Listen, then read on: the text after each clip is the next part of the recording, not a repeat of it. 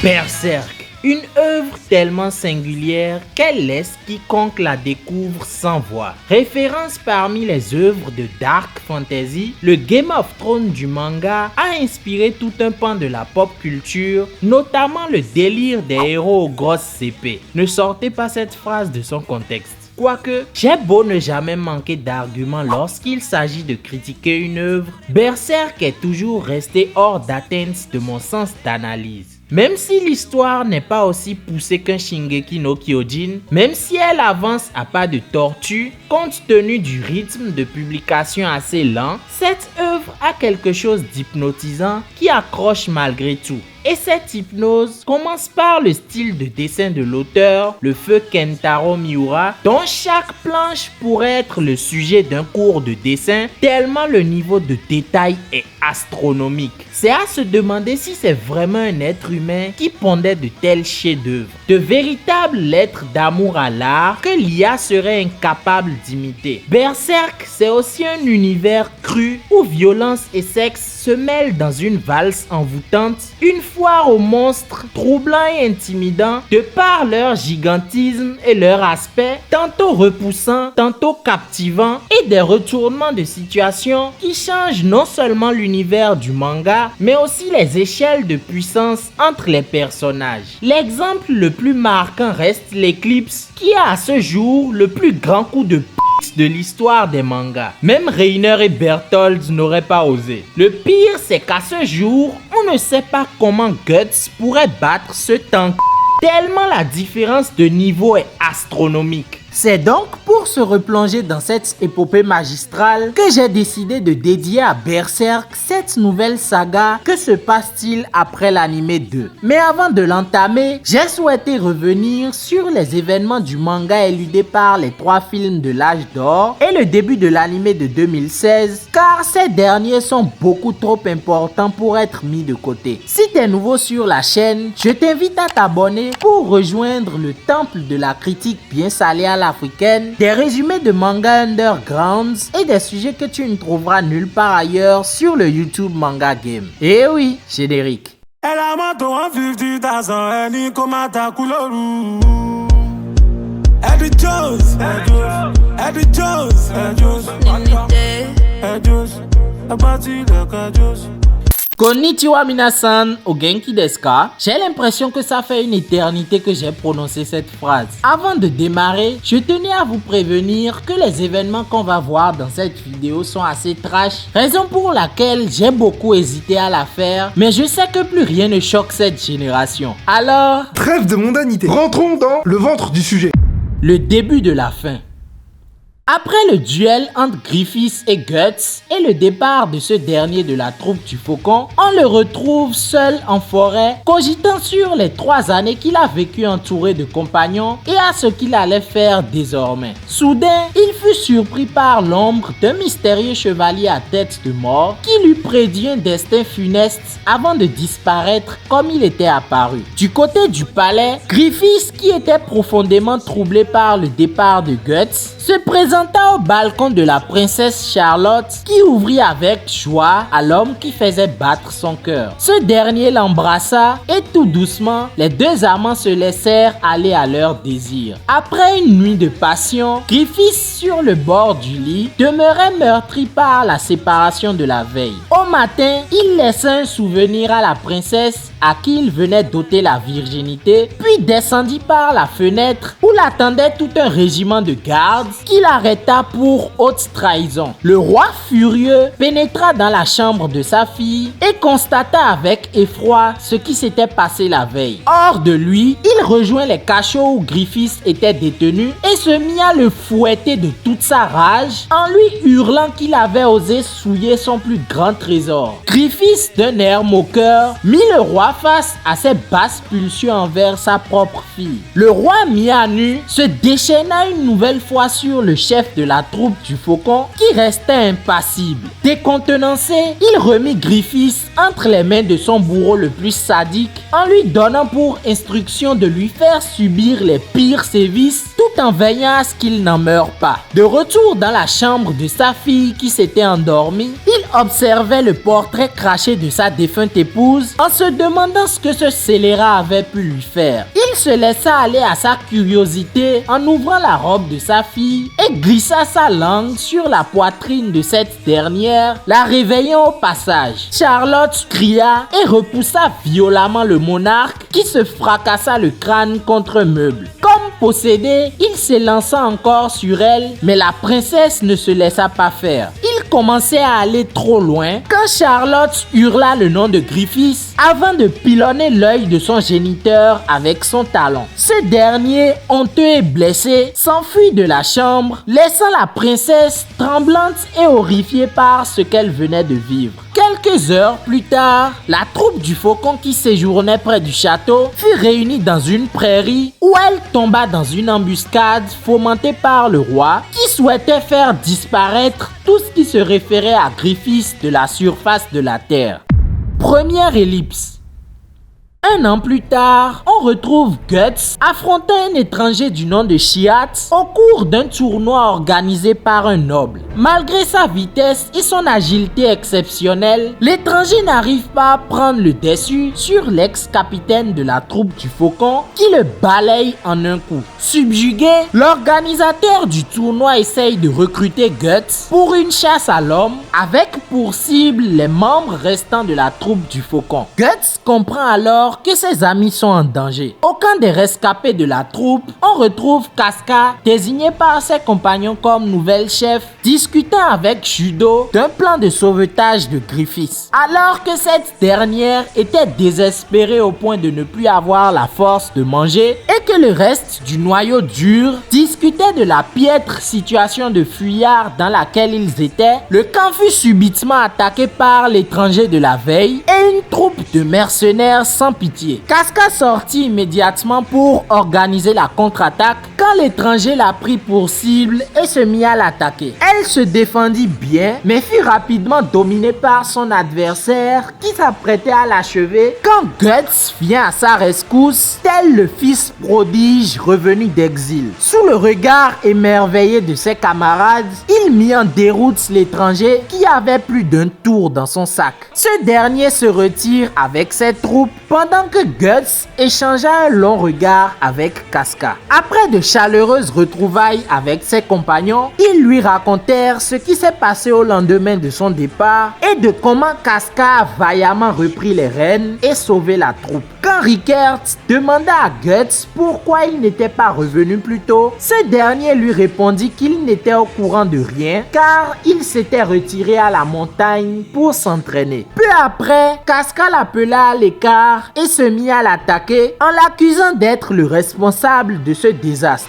À force de confession, leur combat se conclut en un timide baiser, puis en des ébats passionnés qui semblaient être la première fois de Casca. Ce moment d'intimité réveillait en Guts un traumatisme d'enfance, lui rappelant cette fois où son père Gambino l'avait vendu à un pédophile, père qu'il a fini par tuer par accident. Guts montre pour la première fois une facette sensible de sa personnalité que Casca arriva à apprivoiser avant qu'ils ne reprennent là où ils en étaient. Après maints va-et-vient, Casca se rend compte que c'était également la première fois de Guts qui faisait encore son sensible. Il lui parle de l'endroit où il était pendant son exil, où il se tuait presque en essayant de trancher des troncs d'arbres, dévalant une cascade. Il habitait chez une petite fille et son père forgeron du nom de Godot. Ce dernier reforgea son épée brisée à l'entraînement et lui donna des pistes de réponse sur sa quête d'identité. Cette année d'introspection amena Guts à la conclusion qu'il désire désormais se battre pour lui et non pour le rêve d'un autre. Après une crise de Casca qui se dit que comme Griffiths, il ne pense qu'à lui, Guts lui demande de partir avec lui car il souhaite la serrer dans ses bras quelques milliers de fois encore. Le sauvetage de Griffiths. Au fond de son cachot, Griffiths songeait à Guts, la seule personne au monde qui lui fait perdre son calme, la seule personne qu'il a sous son emprise, alors que ce devrait être le contraire, cette personne qui l'a précipité dans cet enfer, mais qui paradoxalement est la source d'énergie qui le maintient en vie. Griffiths se réveilla alors brusquement et aperçut dans les interstices du mur de pierre devant lui des entités démoniaques disant qu'ils sont de la même famille et qu'ils attendent le jour de leur rencontre. Du côté de la troupe du Faucon, l'opération pour la libération de leur commandant démarrait. Les blessés, dont Rickert faisait partie, durent cependant se séparer du groupe des Valides le temps de l'opération. Au passage, petite vanne sur Casca qui a mal lorsqu'elle monte en selle et trouve injuste que Guts n'ait rien. Après 3 jours de voyage et une scène de ménage cocasse, ils arrivent au château par un passage secret où les attendait leur informateur, la princesse Charlotte,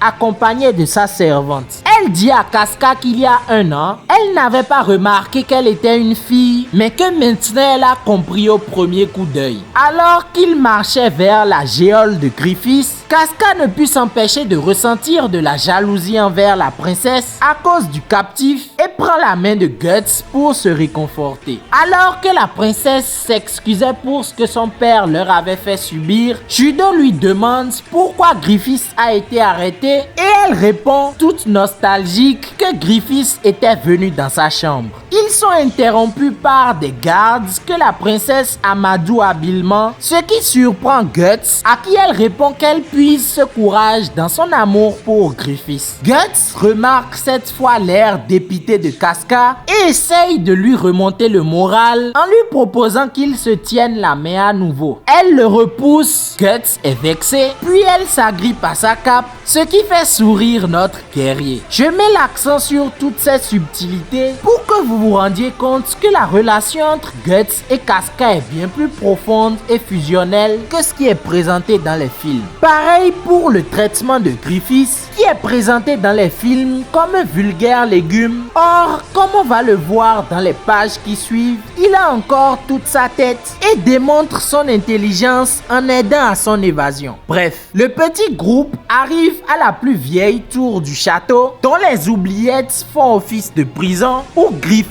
serait retenu. Alors que Casca demanda à la princesse de les laisser s'occuper du reste, cette dernière les supplie de les amener avec eux aussi loin possible de cet homme qu'elle ne considère plus comme son père, quitte à être leur otage. Casca est réticente à cause de son statut et un peu de jalousie quand même, mais finit par accepter le caprice de leur hôte. Face à la jalousie persistante de Casca, Guts finit par être réellement blessé et lui dit de rester concentré sur leur mission. Un peu de jalousie envers Griffiths commença à poindre de son côté également. Après avoir éliminé les gardes à l'entrée, ils pénétrèrent à l'intérieur de la tour. Du côté de la troupe restée en retrait, Rickert s'éloigna du groupe pour chercher de l'eau à la rivière quand il vit au loin un papillon brillant se rapprochant de lui. Vu de plus près, cela semblait être une fée filant à toute allure dans les bois. Choqué par ce qu'il venait de voir, il entendit les cris de ses camarades et se hâta d'aller les rejoindre. Arrivés sur les lieux, ils avaient tous disparu, mais en regardant attentivement dans la pénombre, il vit l'un d'entre eux pendant dans la gueule d'une créature monstrueuse. Tétanisé, il marcha dans une mare de sang qui révéla derrière lui des monstres posés sur un monceau de cadavres et au-dessus de lui, l'espèce de fée qu'il avait aperçue plus tôt, semblant contrôler ces derniers. Paralysé par la peur, il voyait la mort s'approcher de lui quand le chevalier squelette qui était apparu à Guts surgit derrière lui. Le cavalier brandit son épée et somma les monstres de se retirer en ajoutant qu'il ne devrait pas se trouver là en ce moment. Ces derniers s'en allèrent à contre-cœur, de même que le chevalier squelette, laissant Rickert dans la panique et l'incompréhension la plus totale. Du côté du château, l'équipe de sauvetage s'enfonçait dans les profondeurs de la tour, jonchée de cellules de prisonniers. Guts proposa alors à la princesse de la porter pour qu'ils avancent plus vite, ce qu'elle accepta sous le regard gêné de Casca. La princesse leur raconta alors alors que la crevasse sur laquelle est bâtie cette tour descend plus profondément que la plus haute montagne du pays et qu'au fond de ce précipice se trouvaient les ruines de l'ancien royaume du Midland, fondé il y a plus de 1000 ans par Gaiseric le Conquérant, un roi impitoyable qui portait sur le champ de bataille un homme en forme de crâne humain. À ces mots, Guts fit immédiatement le lien avec le chevalier squelette. Ce royaume aurait disparu en une nuit à cause d'un cataclysme provoqué par des anges envoyés par le Tout-Puissant pour punir Gaiseric.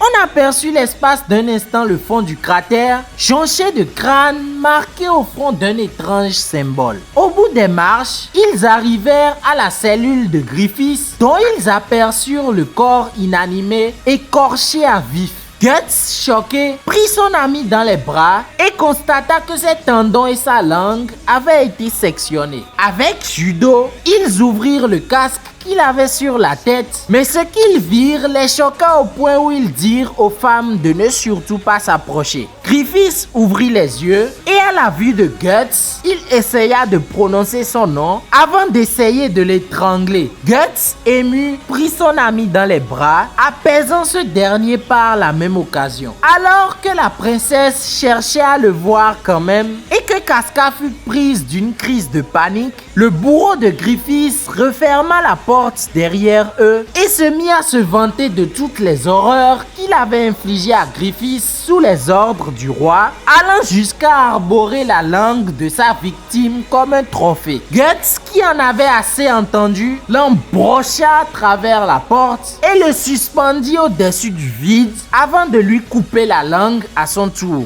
Il le laissa ensuite glisser le long de sa lame jusqu'à ce qu'il disparaisse au fond du précipice. Cela coïncida avec l'arrivée des gardes qui les sommèrent de se rendre. Sans transition, Guts se jeta sur les gardes et se mit à les massacrer pendant que la princesse se jeta sur Griffiths que les autres avaient pris la peine de couvrir. Le massif Pimpin embarqua alors le blessé et ils prirent la voie de la sortie. Guts, qui venait d'atteindre l'entrée de la tour, éclata le chef des gardes qui se la pétait déjà trop. Il poursuivit son carnage jusqu'à l'arrivée de ses amis, puis du roi qui semblait avoir vieilli de 50 ans en une année. Il ordonna à ses gardes de cesser leurs tirs, de peur de blesser sa fille, et à la vue de Griffiths, revenu d'outre-tombe pour lui prendre sa Charlotte, il envoya à leur trousse une troupe d'assassins de la même tribu que l'étranger qui avait affronté Guts. Leur mission était claire, ramener Charlotte et la tête de Griffiths. Du côté des fuyards, Guts était couvert de sang et à bout. Casca sortit son mouchoir pour lui essuyer le visage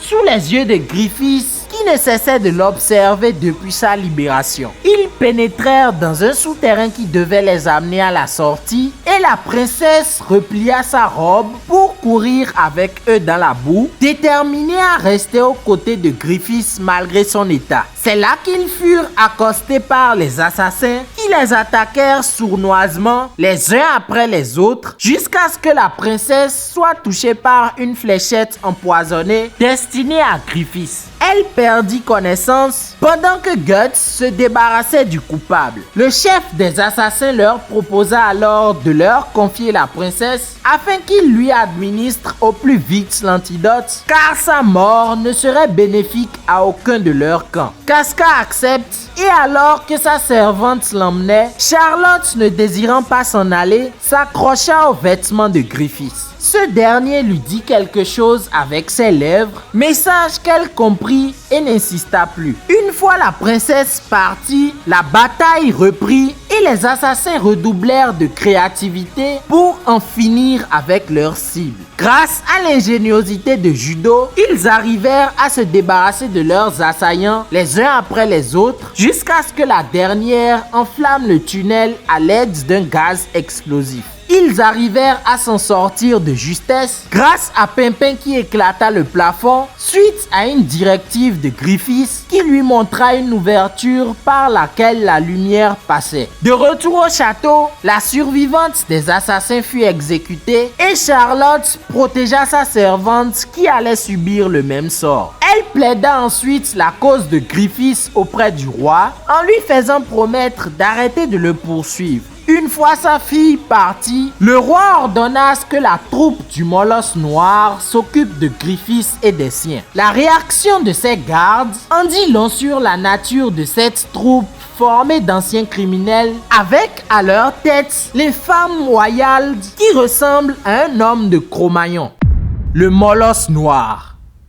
Le roi pensif sur son trône se souvint de sa rencontre avec Wyald 5 ans plus tôt. Il avait fait réunir les prisonniers du royaume afin de former une troupe qui servirait l'effort de guerre. Au moment d'en désigner le chef, cet homme étrange s'approcha et fit une démonstration de force devant toute l'assemblée en empalant au sommet de la tour qui surplombait la cour un autre prisonnier qui le défia alors même qu'il avait les mains liées. Son ordre, qui était aussi fort que la troupe du Faucon, commettait cependant des actes barbares en territoire ennemi comme allié, en violant les femmes et en massacrant les vieillards et les enfants. Le roi fut contraint de les envoyer aux frontières du royaume afin de les éloigner le plus possible de lui. Le groupe de Guts avait réussi à atteindre une ferme de sympathisants où ils payèrent des chevaux et une carriole pour transporter leurs malades.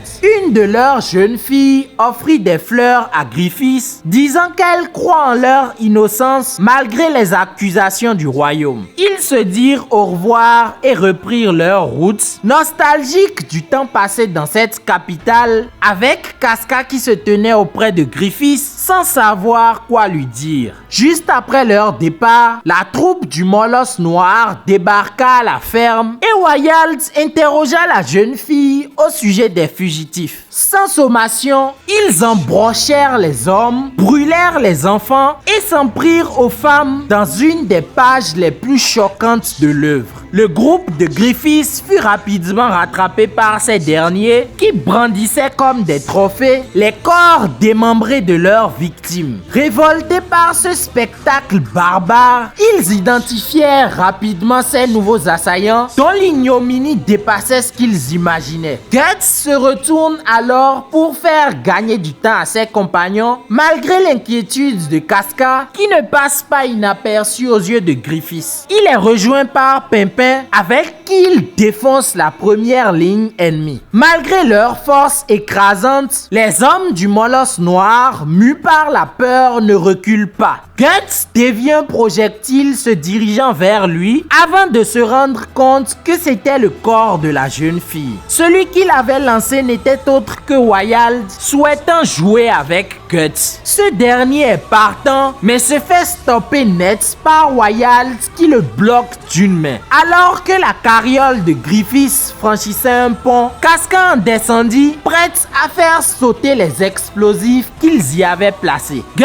qui s'était dégagé de l'emprise de Wyald grâce à Pimpin, sentit que cet ennemi dégageait la même aura que Zod et le chevalier squelette. Casca leur hurla de se replier, ce qu'ils firent avant de faire exploser le pont. Wyald et une partie de sa troupe réussirent néanmoins à passer, mais quand ils commencèrent à avoir peur des autres pièges qui les attendaient devant, Wyald broya le crâne de l'un d'entre eux juste avec 2 doigts. Sous son commandement, il ne devait pas considérer les risques. Alors que Guts songeait fortement à toutes ces créatures terrifiantes qui croisaient sa route et celle de Griffiths, leurs poursuivants continuaient de les suivre malgré les nombreux pièges qui les fauchaient par dizaines. Wyald, lui, ne craignait ni les chutes de rochers ni les flammes. Arrivé à l'embranchement où les attendait le reste de la troupe du Faucon, Guts fit à nouveau face au monstre qui dit que Zod lui avait parlé de lui et qu'ils sont à la veille d'un événement imminent. La bataille entre les deux troupes les plus puissantes du Midlands débuta et le clash entre l'épée de Guts et le gourdin de Wyald fauchait les soldats sur le champ de bataille tel un cyclone. La technique affûtée de Guts lui permit de passer les réflexes de Wyald, mais ce dernier arrêta la lame de Guts avec ses dents. Il puncha le cheval de son adversaire qui dut le repousser de ses 2 pieds pour se défaire de sa sa mâchoire. Wilds, excité par ce challenger, dit ne pas pouvoir atteindre jusqu'à l'occultation. Griffiths, qui observait la scène de loin, tenta de prendre une épée, mais en vain. Il n'était plus que l'ombre de lui-même. La troupe du faucon prit l'avantage sur les hommes du molosse noir qui commençaient à détaler. Pour les ramener à l'ordre, Wilds brisa l'écorce d'un arbre à main nue, puis le frappa, ce qui le fit tomber sur ses hommes. Cette action calma l'entièreté du champ de bataille et face à l'abandon de ses hommes, Wilds décida de pimenter les choses en se transformant sous les yeux ébahis de l'assemblée. Il prit la forme d'un monstre hideux en face duquel Guts n'avait pas plus de carrure qu'un lapin.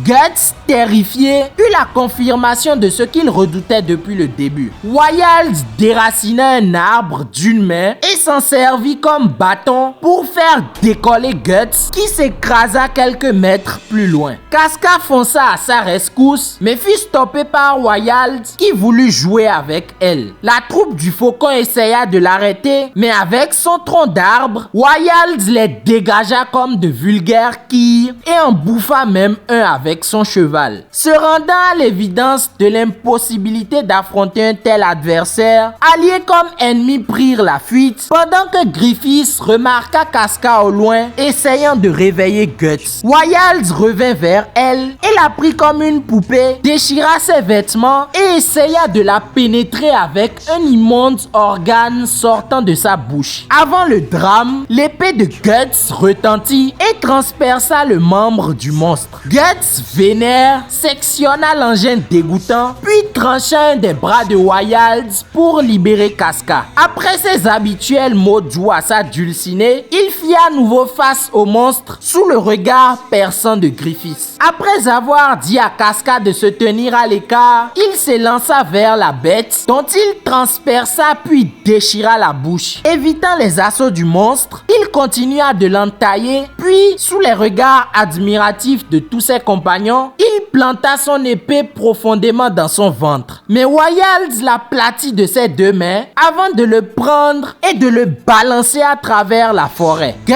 choqué par la vitalité de son adversaire, malgré les blessures mortelles qu'il lui avait infligées, subit sans pouvoir répliquer ses assauts de bourrin. Griffiths, lui, s'agitait à cause de son impuissance dans cette situation. Après un flashback de sa période d'entraînement, Guts se réveilla brusquement puis coupa l'œil sur la poitrine du monstre qui sentit les dégâts cette fois-ci. Guts, tenant à peine debout à cause de ses multiples fractures, tanqua un énième coup de Wilds qui lui fit comprendre que le prochain lui sera fatal. Il se cacha dans les bois et se servit d'un cadavre comme leur, puis de son armure afin de le planter directement à la tête. Wilds essaya de se défendre tant bien que mal, mais Guts ne lâcha rien avant de l'achever avec sa dague dans la gorge puis dans l'œil. Guts tomba le premier en se ramassant un arbre au passage, puis ce fut au tour de Wilds qui s'écroula sans vie. Tous les spectateurs gardèrent le silence. Casca courut vers son homme qui leva le pouce en l'air. David venait de battre Goliath. Du côté du palais, la princesse Charlotte qui venait de se réveiller repensa aux mots de Griffiths qui lui dit qu'un jour il reviendrait. Peu après, la troupe du faucon pansait ses plaies après cette bataille surréaliste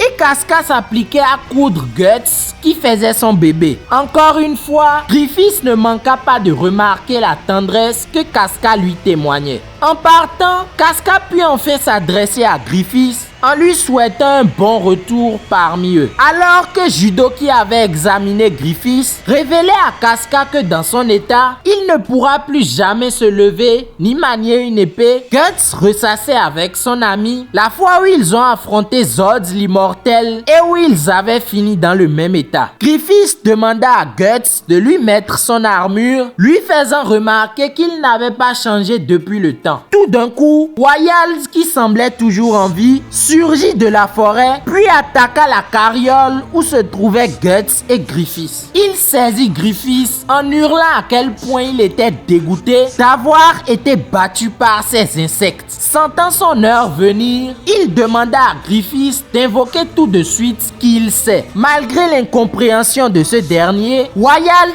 insistait en lui disant de se servir de son Beelitz rouge pour invoquer leurs anges gardiens, les 4 God's Hands. Face à la troupe du Faucon, qui le sommait de relâcher leur commandant, il se mit à les narguer en dévoilant à tout le monde la loque qu'il était devenu. Alors qu'il leur racontait à quel point il était diminué, il remarqua que Griffiths n'avait plus le Beelitz sur lui. Il se mit à s'en plaindre quand une ombre descendit derrière lui. Zod l'immortel surplomba les lieux de sa majesté, puis empala Wyald avant de le suspendre au-dessus de sa tête. Essayant de justifier ses actes auprès de Zod, il supplia son ancien camarade de l'épargner en hurlant que Griffiths n'était pas le 5e qu'ils attendent. Mais Zod restait impassible et brisa le dos de Wyald, exposant ses viscères à l'air. Guts récupéra Griffiths, lâché par le corps inanimé de Wyald.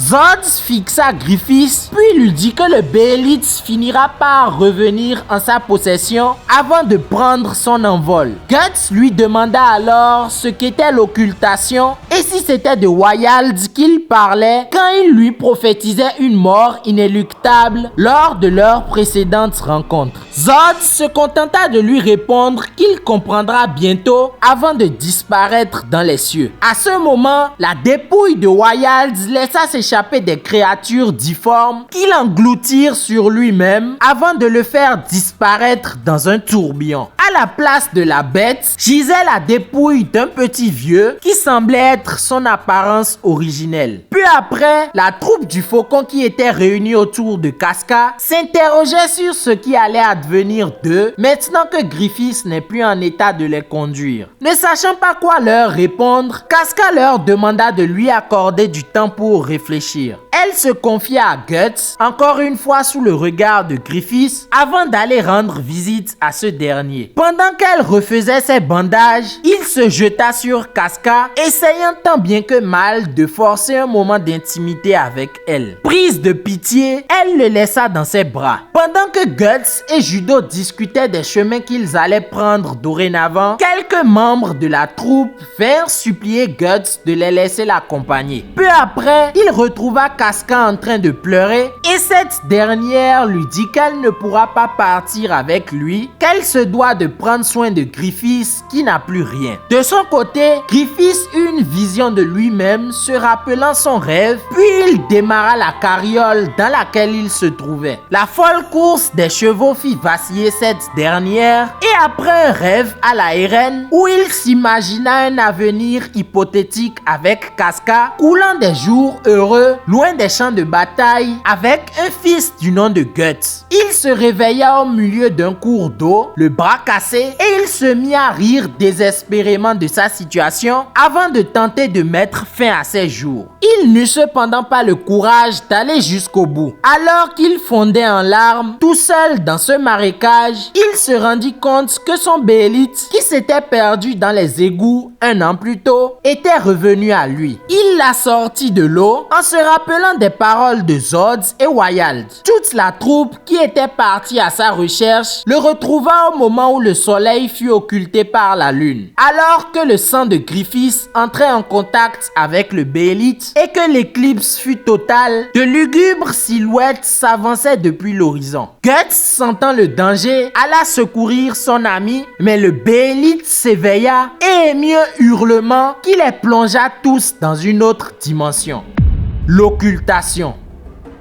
Ricard, qui revenait seul de son côté, descendit du chariot qui le remorquait et reçut de la part de ses hôtes un sac contenant un médicament qui guérirait tous les maux. Inquiet pour son triste état, ils le regardèrent s'en aller pendant qu'à l'arrière, un elfe discutait avec une diseuse de bonne aventure, prédisant un funeste destin gravitant autour de Ricard, qui sentit lui aussi, à la vue de l'éclipse, que quelque chose de grave allait se passer. Dans la dimension tapissée de visages inquiétants, dans le ciel comme sur terre, la troupe du Faucon commença à paniquer avant d'être rappelée à l'ordre par Casca. Alors que Guts remarqua le Beelitz qui n'était pas censé être là et que Griffiths coulaient des larmes de sang, les silhouettes morbides se mirent à jubiler en disant que c'était l'heure de leur festin ayant lieu tous les 216 ans, l'occultation. À ce moment, le corps d'une femme géante émergea des collines de visage, se dandina comme en plein débat, puis se tint devant la troupe, abordant des ailes de chauve-souris et un corset noir. Dans la même démesure, un gnome portant des lunettes de soleil apparut, suivi d'un bossu à tête de nourrisson. Une silhouette lugubre se forma dans l'ombre de l'éclipse, surplombant l'horizon avec sa taille vertigineuse. Elle se matérialisa sous les traits d'un noble, drapé d'une cape noire comme la nuit, avec une tête squelettique au visage mutilé, dont le cerveau protubérant faisait office de chevelure. Ce dernier prit la parole et s'adressa à Griffiths en tant qu'être élu désigné par le Tout-Puissant. Il ajouta qu'ils sont de la même famille, ce qui troubla tous les autres, amenant Guts à leur hurler d'arrêter leur connerie. La femme, amusée, lui répondit qu'il fera une magnifique offrande afin que Griffiths devienne un seigneur démon. Le gnome ajouta que Griffiths avait invoqué tous les apôtres rassemblés autour d'eux grâce aux béélites rouges, n'apparaissant qu'à ceux devant naître sous la forme d'anges gardiens, les God's Hands. Ils répétèrent à toute la troupe qu'ils feront office de sacrifice au possesseur de l'œuf du conquérant. Les apôtres se transformèrent puis devinrent des monstres horribles qui plongèrent la troupe dans le désespoir. L'ange à la tête de nourrisson lança le rituel. La terre sous Griffiths et Guts se mit à s'élever de plus en plus haut jusqu'à former une main à laquelle Guts s'accrocha. Le décor était plus lugubre que jamais. Les God's Hands s'adressèrent à nouveau à Griffiths en plongeant avec lui dans son subconscient. Par une série de métaphores, ils lui firent comprendre que pour atteindre le château de ses rêves, il avait entassé tout au long de sa vie une montagne de cadavres et que pour aller jusqu'au bout, il lui fallait également les corps de ses camarades de la troupe du Faucon. D'abord réticent à commettre une telle horreur, il se rendit à l'évidence que faire marche arrière à cette étape équivaudrait à la mort. Il ne pouvait plus s'excuser, il ne pouvait plus reculer. Sous les sermons toujours plus insistants des God's Hands, il fut mis face à son rêve plus palpable que jamais. Pour le toucher, il lui fallait juste prononcer une phrase du fond de son cœur: je les offre en sacrifice. Alors que Guts venait de le rejoindre sur la paume de la main, Griffiths le regarda une dernière fois, se dit qu'il fut le seul qui lui a fait perdre de vue son rêve, puis prononça le serment. La paume se referma sur lui et le God's Hand squelettique fit apparaître un symbole dans le ciel qui éclata sous forme d'étincelles qui se dispersèrent puis allèrent frapper chacun des membres de la troupe du Faucon. À peine la marque imposée, la horde de monstres se déchaîna sur eux. En un instant, ils furent submergés et commencèrent à se faire dévorer. Casca ne put que se demander si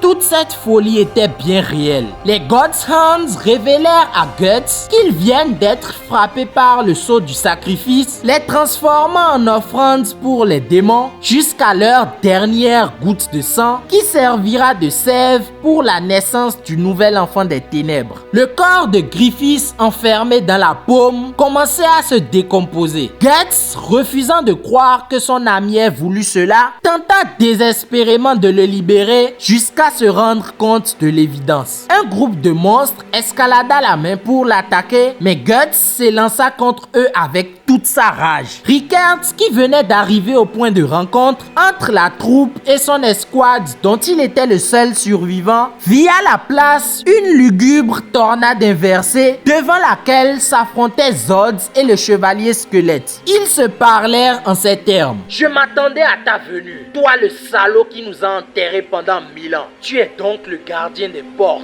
immortelles. Tu plaisantes? Ces folies n'ont aucun intérêt pour moi. Je ne cherche qu'une chose: les combattants puissants. Tu peux comprendre ça, oh toi mon ennemi. Void et les autres diraient sans doute que nous sommes les jouets de la causalité. Qu'il en soit ainsi, car je ne vis que par cette épée. Conclut le chevalier squelette avant qu'il ne se foute sur la gueule. Du côté de la troupe du faucon, le carnage se poursuivait quand Pimpin sauva Casca qui allait se faire dévorer, puis Judo l'embarqua sur son cheval avant qu'il ne se dise adieu du regard. Corcus, toujours dans le déni, céda à la démence avant de finir ses jours dans les bras d'un succube. Pendant que Casca se demandait quel crime ils avaient commis pour mériter ça, Judo se fit amocher le bras par un apôtre avant que leur cheval ne finisse dans la bouche d'un autre. À terre, il protégea Casca au péril de sa vie, puis après un dernier combo en équipe, il s'écroula près de celle qu'il a toujours aimée en secret. Seul face à la meute assoiffée de sang, ils lui firent subir les pires horreurs. Guts, qui continuait de lutter comme un forcené, tuait ses adversaires les uns après les autres. Dans son cocon, Griffiths prenait de plus en plus une forme démoniaque, voyant à travers les yeux des apôtres le massacre de ses compagnons. Plongeant petit à petit au fond du monde astral, il vit l'entité suprême qui s'y cachait. Intimidé, il lui demanda s'il était Dieu, ce à quoi l'entité répond par l'affirmative. Représenté par une espèce de cœur au centre d'un maelstrom de pensée dont la base s'étirait à l'infini sous une forme d'ADN, ce dernier révéla à Griffiths qu'il est né de la convergence des sentiments négatifs des humains. Idée du mal, ego du monde ou enfer, il est la cause que les humains ont voulu donner à leur souffrance, leur tristesse, l'absurdité de leur mort et de toutes les choses qui dépassaient leur savoir. Il tisse et contrôle la destinée de tous les humains, dont celle de Griffiths, qu'il a conçue en manipulant sa lignée, fait naître à une époque propice à son ascension, puis conduit jusqu'à ce qu'il se rencontre en ce lieu. Griffiths lui demanda alors ce qu'il attendait de lui. L'entité lui répond qu'il souhaite la même chose que lui, car il est en Griffiths et Griffiths est en lui. Que ses actions apportent la douleur ou le salut aux humains, Dieu se pliera à sa volonté, car il est l'élu. Griffiths demanda alors des ailes, ce qui lui fut offert avec les pouvoirs de Dieu dans une enveloppe physique qui lui conviendrait mieux. De retour à l'occultation, Guts poursuivait son combat perdu d'avance jusqu'à tomber de la main géante pour se retrouver dans le lac du sang de ses amis. Voyant ses derniers compagnons périr devant lui, il finit par comprendre l'enfer dans lequel il se trouvait et poussa un cri de rage tel un Devilman. C'est là qu'il vit Casca souillé par une bande de monstres vers qui il s'élança avec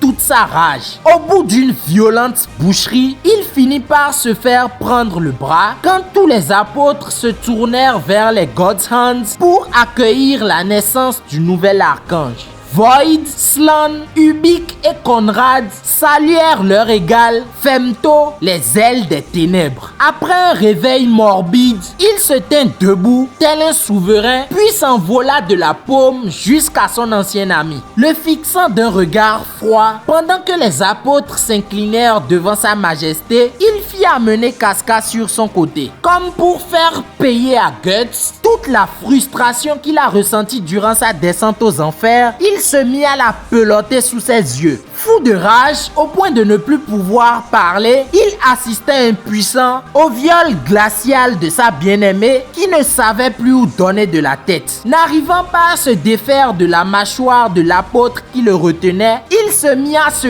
hacher le bras avec le bout d'épée qui lui restait pendant que Griffiths continuait sa sale besogne. Alors que Casca recevait la semence du malin, Guts se libéra en criant de toutes ses tripes le nom de Griffiths. Il fonça vers son désormais ennemi juré quand il fut mis à terre par les apôtres. Du fond de son impuissance, il ne pouvait que pleurer pendant que Casca se faisait souiller de plus belle. Dans la pupille de son œil droit, qui se faisait transpercer par la griffe d'un apôtre, resta gravée l'image de Casca dans les bras du pire fils de pute de l'histoire. Une fois satisfait, il laissa Casca tomber au sol pendant que Guts hurlait de rage. À cet instant, instant, l'astre lunaire se fissura, marquant l'entrée du grand Gaiseric le Conquérant. Il tenta de frapper Void de son épée, mais son attaque se retourna contre lui. Après un regard échangé entre les deux faces de squelette, le cavalier descendit la main et minça les apôtres qui tentèrent de lui barrer la route, puis échappa à une attaque de Griffiths qui tenta de le Shinra Tensei. Le temps que Griffiths prenne conscience de ce qu'il venait de faire, Gaiseric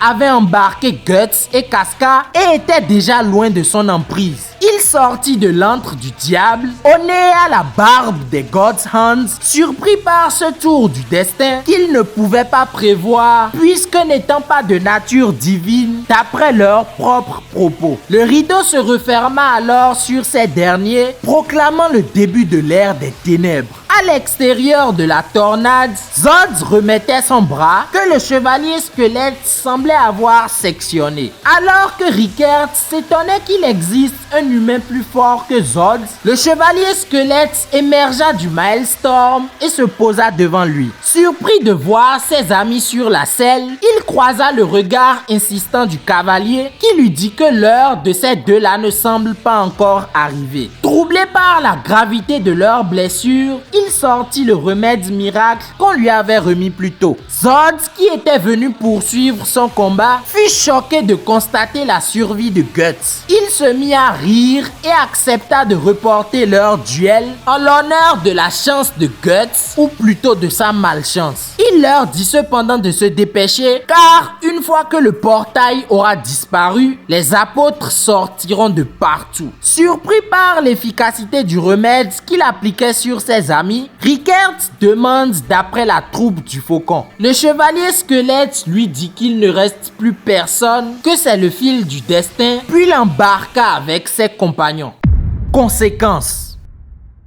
Dans une sorte de rêve, on voit Guts criant après les âmes de ses compagnons, se dirigeant vers l'au-delà. Il se réveilla dans une grotte baignée de lumière où une petite fille maladroite pénétra. C'était Erika, la petite fille du forgeron chez qui il logeait un an plus tôt, rejoint par Rickert, heureux de le voir reprendre conscience. Guts, surpris de les voir ensemble, apprit qu'il y a 4 jours, un cavalier bizarre les avait emmenés en ce lieu, non loin de la maison du forgeron. C'est là que Rickert et Erika se rencontrèrent pour la première fois, surpris de voir qu'ils avaient un ami en commun. Quand Rickert demanda ce qui était arrivé à la troupe du Faucon, Guts se leva brusquement et demanda où était Casca. Cette dernière était juste à côté, se douchant sous une cascade. Guts courut la voir, mais elle se détourna de lui dès qu'il la toucha. Toute tremblante, elle semblait avoir peur de lui. Il essaya de la calmer, mais en vain.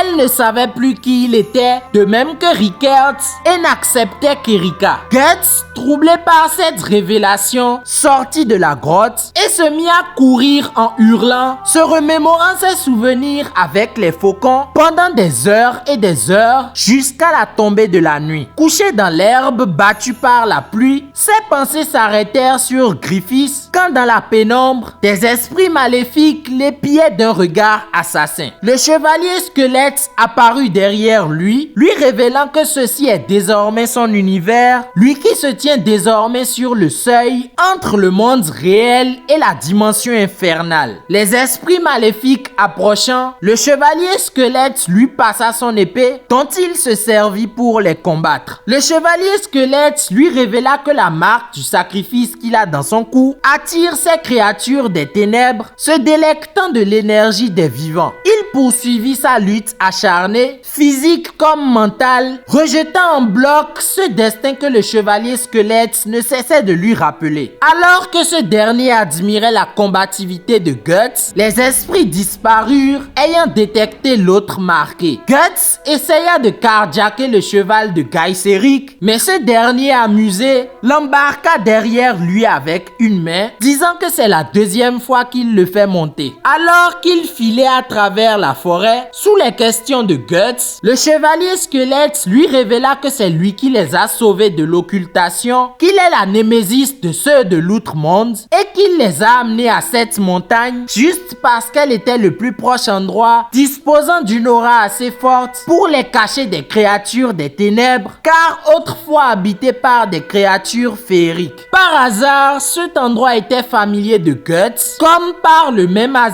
leur vie fut sauvée par le remède miracle de Rickert, qui était en fait de la poudre d'elfe, l'ultime remède particulièrement difficile à se procurer. Tant de signes du destin que Guts se devait de reconnaître. Ils retrouvèrent Casca, qui était sorti de la grotte, entouré par les esprits démoniaques qui ne lui faisaient cependant aucun mal. Guts la rejoint aussitôt car elle fut prise de maux de ventre jusqu'à expulser une sorte d'embryon à l'apparence démoniaque que Casca protégea lorsque Guts tenta de l'écraser. Le chevalier squelette lui révéla que c'est son enfant qu'elle portait déjà quand le démon y posa son empreinte. Kaiseric le prévient que cet enfant maudit deviendra un problème s'il ne s'en débarrasse pas rapidement. La chose difforme grossit en léchant le sang de sa mère. Guts le lui arracha, essayant de lui faire comprendre que ce n'était qu'un être de la même nature que ceux qui ont massacré leurs compagnons. À ce moment, le soleil se leva, faisant disparaître les esprits, de même que l'embryon maudit au désarroi de Casca. Kaiseric, comprenant que cet enfant était à la base celui de Guts, lui dit qu'il n'est pas mort, mais c'est juste caché dans les ténèbres par crainte du soleil. Il ajouta qu'il leur réapparaîtra tôt ou tard, car un enfant honore ses parents. Alors que Rickert et Erika arrivaient, le chevalier squelette lui dit adieu jusqu'à leur prochaine rencontre selon les voies du destin. Le départ.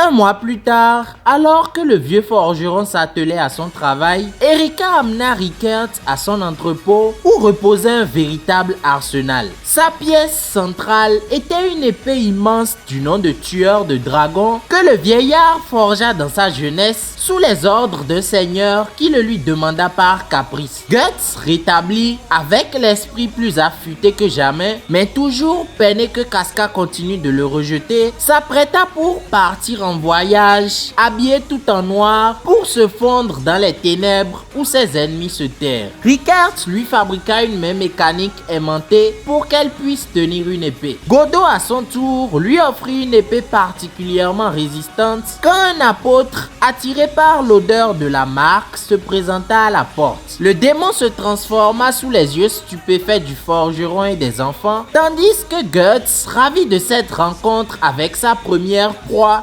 libéra d'un coup toute sa colère. Il lui fonça dessus et lui entailla la face, puis le bras, et continua jusqu'à ce que sa lame, qui n'était pas faite pour affronter autre chose que des humains, se brise. Le monstre en profita pour le dégager dans l'entrepôt du vieux. Sous l'instruction de Rickert, il pointa l'apôtre et actionna la gâchette de son bras mécanique. Ce dernier dévoila un canon qui explosa la cervelle du monstre. Guts, grisé par ce truc de fou, remarqua la Dragon Slayer qu'il empoigna malgré sa taille immense, puis divisa son adversaire en deux. Heureux d'avoir trouvé une arme qui pourrait lui servir dans son nouveau périple, il confia leur chef Casca au dernier survivant de la troupe du Faucon, et en tant que bon capitaine de l'avant-garde, il prit la route pour aller frapper l'ennemi en premier. À la frontière du Midland, une troupe de chevaliers galopait sous la bannière des chaînes sacrées appartenant à la papauté, alors que leurs capitaines Serpico et Azan s'envoyaient des pics dans la joie. Ils arrivèrent sur le lieu de l'éclipse, réduit à un morbide lac de sang et de cadavres. Ces derniers dirent qu'il est pareil que dans les prophéties de leur livre sacré, prouvant la venue du 5e prophète, le faucon blanc des ténèbres.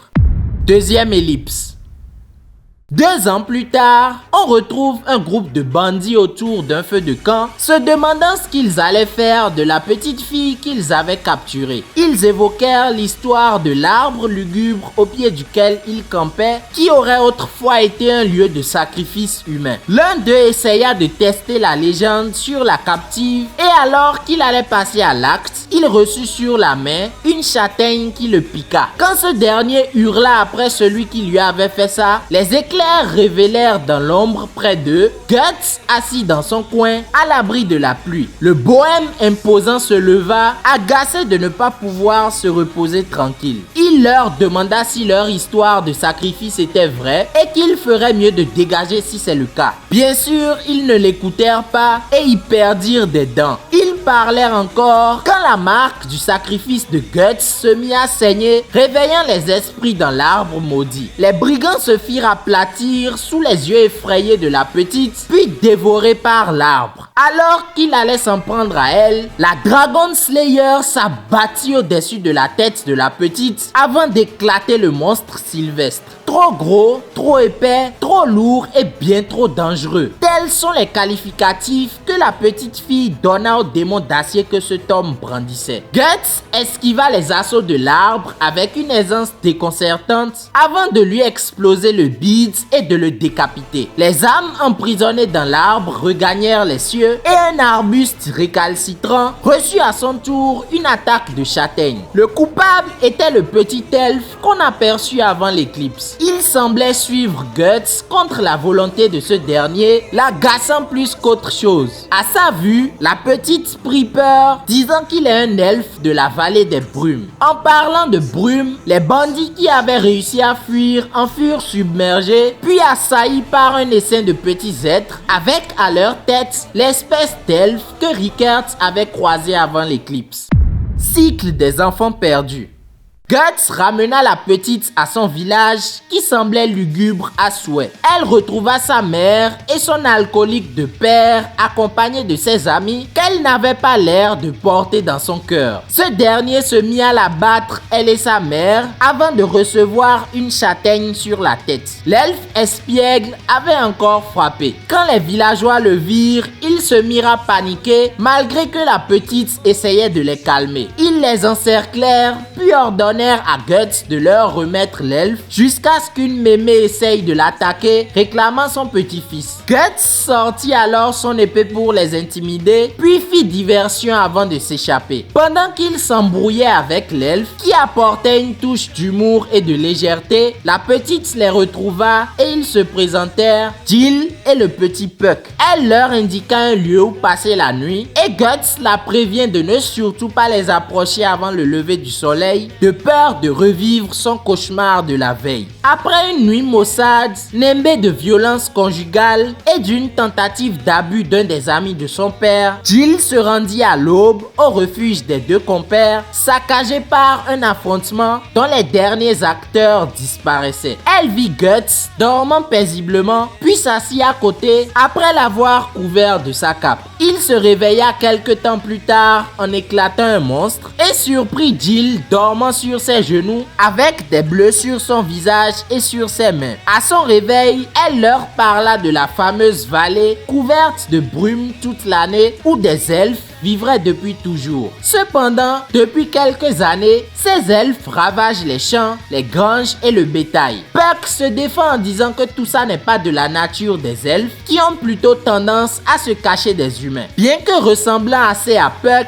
Jill pense également qu'ils sont différents car ceux-là dévorent les humains et enlèvent leurs enfants. Soudain, le détecteur d'apôtres de Guts s'affole, l'amenant à sortir brusquement. Il vit dans le ciel une myriade de points lumineux se dirigeant vers le village. Jill dit que c'est les fameux elfes, ce qui confirma à Guts qu'il n'en était rien. L'essaim commença à ravager le village, éliminant d'un simple passage chiens, bétail et même humains. Un petit qui venait de voir ses parents se faire dévorer sous ses yeux croisa dans sa fuite Guts qui aplatit ces créatures mystérieuses telles des insectes. Après avoir sommairement demandé son avis au gamin, il se servit de lui comme appât pour attirer les bestioles et se mit à courir dans le village. Après une succession de montagnes russes pour le petit, il arriva à une grange où s'agglutina les saints. Ils échangèrent leurs bouilles mignonnes contre d'horribles faces de guêpes beaucoup plus familières à Guts. Ce dernier fit s'effondrer une partie de la grange sur eux avant d'y mettre le feu avec son canon. Il s'échappa alors sans trop calculer le petit et admira le brasier de l'extérieur. Avec sa cape, il éteint une flamèche qui brûlait le petit, le félicitant d'avoir été un bon appât, puis lui dit de regarder ces insectes qui brûlent bien. C'est à ce moment que leur reine se présenta à lui, surprise de voir un humain aussi fort. Soutenant qu'elle n'est pas un insecte comme l'appelle Guts, mais bien une elfe, après un court conseil avec ses petits, elle fonça sur Guts, dont elle esquiva la lame facilement, le transperçant au passage. Puck essaya d'arrêter Guts, qui ne voulait pas l'écouter, jusqu'à lui crier dessus et lui faire comprendre que ce ne sont pas des elfes, mais des enfants. Leur attitude enfantine ne trompa pas le regard de l'elfe, qui soutint que ce sont des enfants humains. La reine réagit à cette remarque en traitant Puck de Picaf le paria, puis fonça vers lui. Jill se mit en travers de son chemin et dit « Arrête, Rosine. Rosine, c'est bien toi. » Ce qui la fit dévier de sa trajectoire. Elle s'arrêta un moment, puis prononça le nom de Jill avant de s'en aller avec son essaim. Guts s'écroula de fatigue et se mit à se faire insulter par les villageois qui lui reprochaient la destruction de l'étable et ce qu'il avait fait subir aux petits. Guts, amusé, leur ferma le caquet en leur demandant lequel parmi eux a eu le courage de secourir le petit quand il était en danger.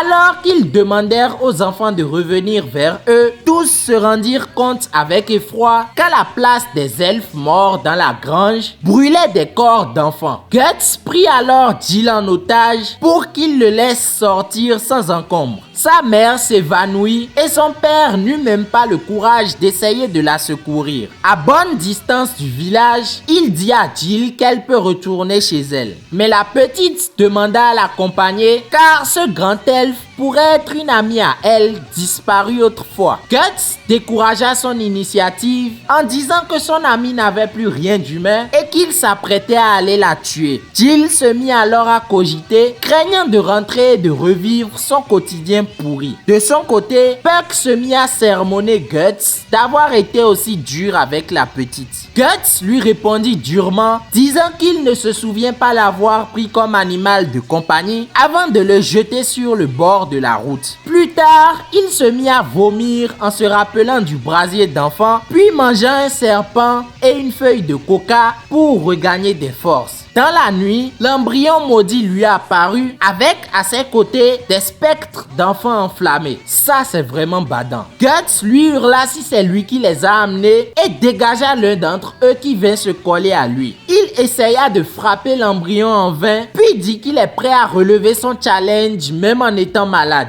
Jill, qui avait embarqué Puck sur le chemin, réaffirma sa volonté d'aller retrouver son ami, même si elle finirait par le regretter. Ils virent Guts de loin, se battant comme un beau diable dans une fournaise ardente. Il continuait d'éliminer les enfants sans pitié et manqua de faucher Jill dans la foulée. De nouveau lucide, il prit la petite et se jeta de la colline. Au lever du jour, Guts, complètement KO, lui demanda de répandre sur lui la poudre de Puck afin qu'il puisse récupérer. Pendant qu'elle s'occupait de lui, elle lui raconta l'histoire de Picaf le paria, connu de tous les enfants de la région.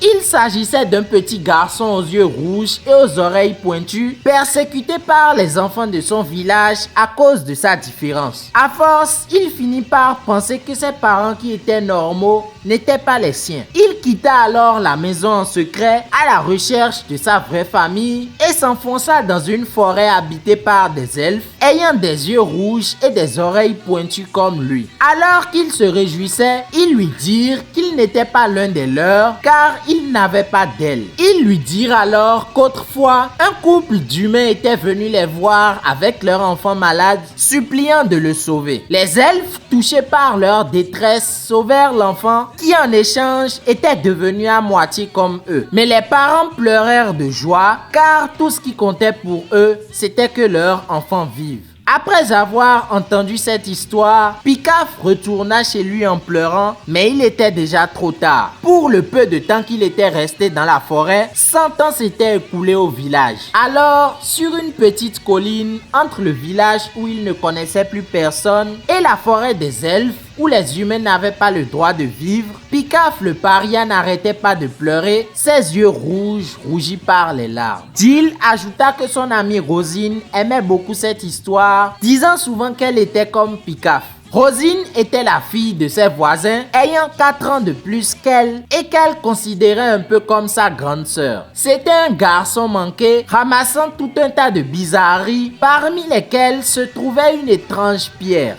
Elle jouait dehors jusqu'à tard dans la nuit, car cette dernière ne souhaitait pas rentrer chez elle. Ses parents ne cessaient de se disputer, car elle était issue d'un viol d'un soldat inconnu en pleine guerre, ce qui lui valait des insultes incessantes du mari de sa mère, qui ne la considérait pas comme sa fille. Bien que toujours souriante malgré ses bleus, elle finit par craquer et à fuguer une nuit, mais prit la peine de venir dire adieu à son unique amie, disant qu'elle allait à la vallée des brumes, le pays des elfes. Elle demeura introuvable malgré les recherches des adultes, suivie par ses parents qui disparurent quelques jours après. Dans la boîte au trésor qu'elle lui avait laissée, tous ces trésors étaient là, sauf l'étrange pierre. C'est peu après cela que des elfes ont commencé à attaquer les villages alentours. Puck lui montra la bélite de Griffiths que Guts gardait en sa possession, en lui demandant si elle ressemblait à la fameuse pierre, ce qu'elle confirma. Guts lui expliqua alors qu'il s'agit d'une pierre de magie noire, appelant des anges démoniaques se nourrissant de la vie des êtres faibles. Guts conclut en disant qu'il ne sait pas s'en servir, mais que son ami a réussi à le faire, ce qui lui a permis d'obtenir son apparence d'elfe, probablement en échange de la vie de ses parents. Il se remit à la décourager de le suivre, en disant que ce n'était pas un conte pour enfants comme Pikaf, mais un conte sanglant pour adultes, et que si elle continuait à s'en mêler, il n'arrêtera pas son épée la prochaine fois. Il poussa le bouchon tellement loin que Jill essaya de le gifler, mais il l'arrêta et s'en alla. Pour mettre fin aux remontrances de Puck, Guts l'enferma cette fois-ci dans un mausolée de pierre. L'elfe essaya de remonter le moral à la petite fille larmoyante quand elle fut rejointe par Rosine qui l'effraya au premier abord.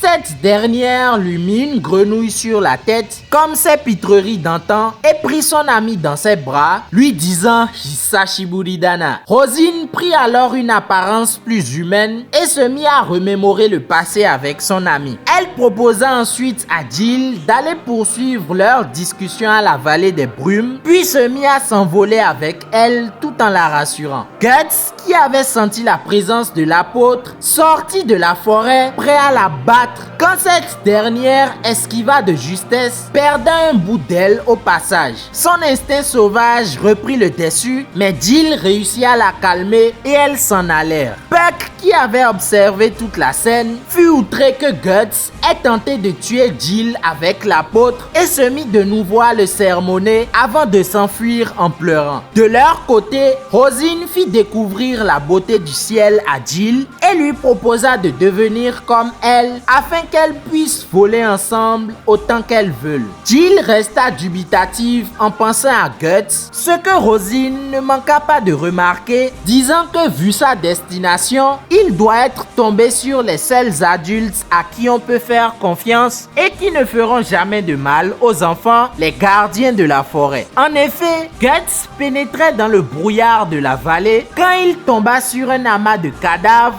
duquel émergea les bandits qui s'étaient échappés. Décidés à ne laisser aucun adulte aller plus loin, ils prirent la forme d'insectes que Guts prit le plaisir d'éclater. Pendant qu'il menait une dure bataille où il faillit se faire décapiter, Puck arriva à la vallée des elfes après avoir emmerdé un corbeau sur le chemin et partit à la rescousse de Jill. Au village, les adultes enterraient les corps des enfants brûlés quand ils reçurent la visite des chevaliers des chênes sacrés. Leur chef Farnèse se présenta au prêtre du village qui l'invita dans sa paroisse pour lui raconter les étranges événements qu'il vivait. Farnèse lui révéla qu'en réalité, ils poursuivent ce mystérieux guerrier noir sans cesse liés aux rumeurs de zombies et de monstres arrivant à la papauté et laissant systématiquement dans son sillage nombre de faits sanglants comme c'est le cas dans ce village. Il cherche donc à retrouver cet homme pour savoir si c'est une légende urbaine, un vulgaire criminel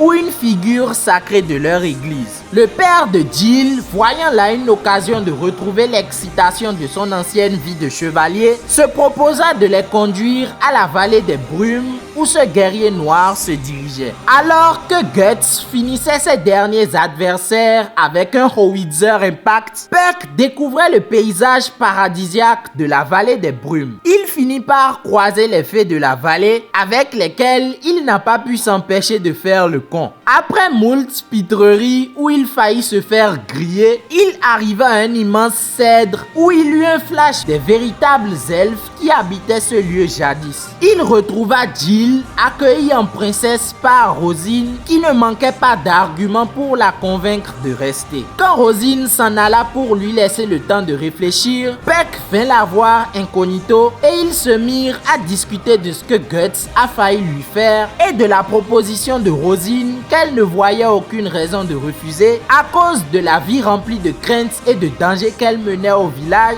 avec un avenir incertain où elle pouvait devenir une personne pathétique comme sa mère ou ignoble comme son père. Pendant qu'ils parlaient, ils virent les elfes jouer innocemment à la guerre et d'un coup, le mignon spectacle se transforma en une fresque sanglante. C'était là la véritable nature de ces êtres démoniaques qui ne faisaient pas la différence entre un jeu et la réalité. Dégoûtée par l'horreur qui se déroulait sous ses yeux, elle prit la fuite quand ils lui demandèrent de manger l'un d'entre eux, dont le cadavre finit par reprendre forme humaine, de même que tous leurs camarades tombés à la guerre. Dans sa fuite, elle arriva à une forêt où pendaient des centaines de cocons, d'où émergeaient les elfes. Rosine, qui apparut derrière elle, lui révéla que ce lieu était celui où les enfants humains se réincarnent en elfes. Montrant enfin son vrai visage, elle endort Jill avec son argumentaire et commence à la mettre dans un cocon. Puck,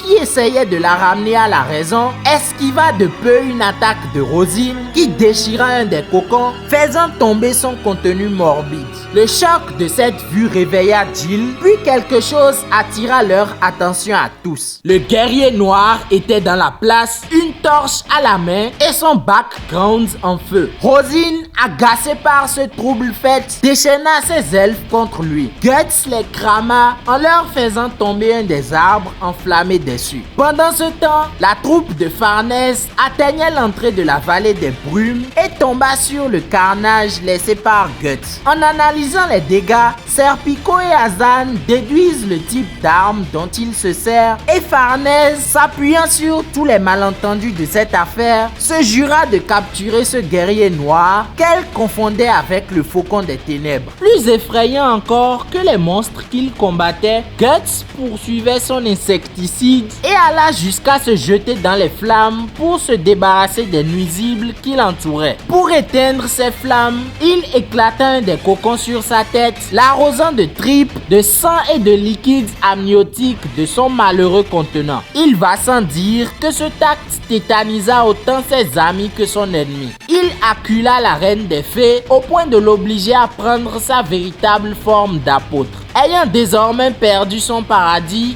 elle fonça à travers la forêt tel un avion de chasse, prête à empaler le pyromane. Guts arriva à parer sa première attaque, puis une seconde lancée à la vitesse du son, dont le contre-coup le mit à mal. Ce dernier prit alors la pause et encaissa une partie de l'attaque avant de se faire emporter dans les airs. Alors que Rosine jubilait déjà face à son adversaire qu'elle s'apprêtait à achever, Guts pointa son canon sur elle et explosa son abdomen. Les deux ennemis chutèrent sous la voûte étoilée et alors que Guts retomba sur ses pattes comme un chat, Rosine, qui avait survécu, hurlait après lui. Guts, agacé d'avoir encore raté sa cible à cause de son cœur tendre qui l'empêchait d'abattre l'ami d'enfance de Jill, dut mettre de côté son humanité. Alors que Rosine vint sauver son ami encerclé par les flammes, le croque-mitaine surgit derrière elle et lui porta un coup fatal. Jill, que l'épée de Guts rata de peu, tomba dans les flammes, puis reçut une douche de cocon servie par son gardien Guts, la traumatisant cette fois pour de bon. Rosine s'envola une nouvelle fois avec son ennemi accroché qui répondit à ses cris de détresse par un sermon sur tous les humains qu'elle et ses copains ont bouffés. Après avoir jeté Guts dans le vide, elle réussit enfin à l'empaler, mais fut choquée de voir que Guts s'était laissé transpercer la joue de part en part pour agripper son dard avec les dents. Cette fois-ci, Guts lui mit un bon coup de barre latérale avant de se cracher dans le marécage plus bas. Rosine, à bout, se souvint de son arrivée dans la vallée des brumes où elle ne trouva pas d'elfe malgré qu'elle ait attendu des jours. Elle finit par être rejointe par ses parents qui étaient partis à sa recherche et son père se mit à la battre comme à son habitude, puis continua sur sa mère, l'obligeant dans sa détresse à faire un vœu mortel. Alors qu'elle tombait du ciel en demandant pardon à ses parents, elle fut rejointe par Jill, à qui elle avoua que les elfes n'existent pas en vrai car elle n'en a jamais rencontré. Puck lui répond alors qu'il peut sentir que ses camarades ont réellement habité cet endroit autrefois. Jill lui fit remarquer que Puck est un vrai elfe, ce qui surprit agréablement Rosine. Elle souhaita alors le meilleur à son ami au bord des larmes pendant qu'elle s'éteignait tout doucement. Le guerrier noir sans pitié s'avança pour terminer son travail malgré l'interposition de Jill qui était choquée par tant de haine. Alors qu'il s'apprêtait à battre son courroux, Jill se jeta sur son ami et Guts reçut une flèche tirée par le père de Jill. Les chevaliers des chaînes sacrées se mirent à le poursuivre pendant qu'Azan dit au père de Jill de rester veillé sur les enfants au grand désarroi de ce dernier. Rosine, qui avait encore un peu de force, se leva, déploya ses ailes puis s'envola, essayant de rentrer à la maison, retrouver ses parents. Comme Picaf, elle échoua sur la colline entre le village et la forêt. Du côté de Jill, qui avait réalisé le sort de son ami, son père lui dit de rentrer, mais elle refusa et s'opposa à lui avant de partir chercher Guts. Alors que les soldats de Farnèse faisaient une battue dans la forêt, Jill retrouva Guts grâce à Puck.